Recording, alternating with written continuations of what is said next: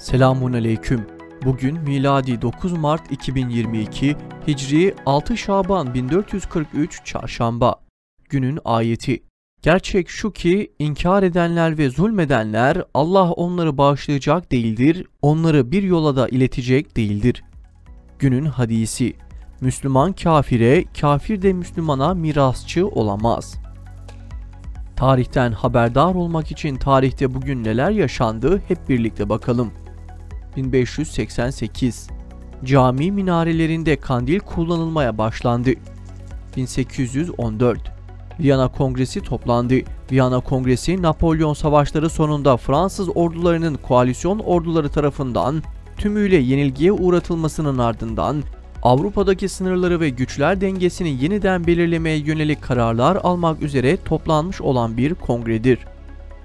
1895 William G. Morgan voleybolun temellerini oluşturdu. 1923 Sovyet lideri Lenin geçirdiği felç sonucunda konuşma yeteneğini kaybetti.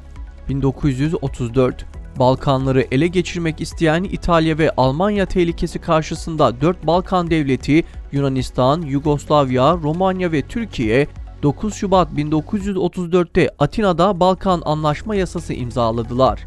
Bu anlaşmaya göre Balkan ülkeleri birbirinin varlığına saygı gösterecekti. Böylece Balkan ülkeleri sınırlarını karşılıklı olarak güvenceye almış oldular. 1992 Siyonist işgalcilerin sözde başbakanlarından Menahem Begin öldü. Enver Sedat'ın İslam ümmetine ve Filistin davasına ihanet ettiği anlaşmayı Siyonistler adına Menahem Begin imzalamıştı. Sözde Nobel Barış Ödülünü 1978'de Enver Sedat'la beraber aldılar. Enver Sedat, Menahem Begin'in direktifleriyle İslam ümmetine ve Filistin davasına ihanet ederek Siyonistlerin varlığını tanıdı.